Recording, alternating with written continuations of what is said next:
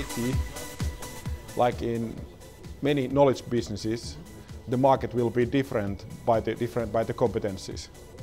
So this kind of a general programming or general IT service business, it will be pressed by the low-cost countries like China and India, and that's why also in IT the focus should be having a specialization.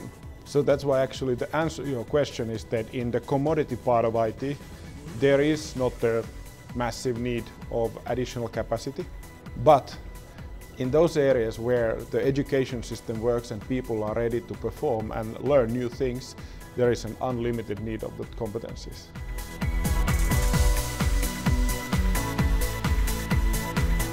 Everybody knows that IT is not a separate science or separate area. IT is integrated to all the science and all the industries. So to be a super competent IT professional, on top of the IT knowledge, you should also have a certain specialization on the certain industries like financial services, entertainment, manufacturing and so forth. And because the world is changing so fast, you should not think that this specialization is enough for whole of your career if you work 40 years.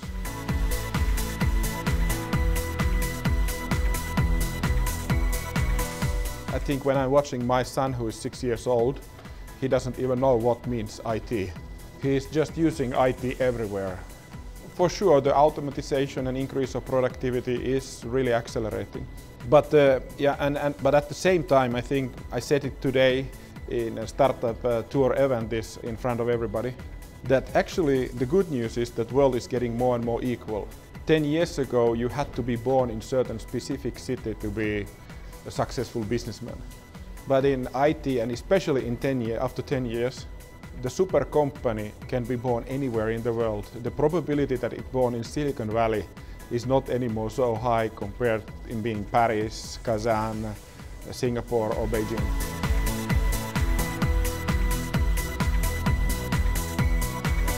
When I started my company 27 years ago when I was 13 years old, I was selecting to my company only my best friends, relatives, guys same age, look the same school and so forth. That was wrong tactics. So the successful companies are those teams where you can have a diversity of people.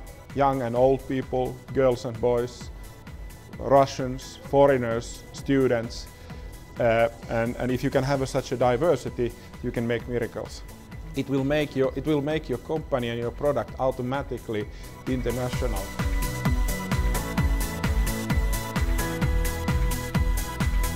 I think that the key thing is to make sure that you have an international atmosphere in all ways, that you have exchange students, that you are really not only focusing what is happening here, but what is happening in the world.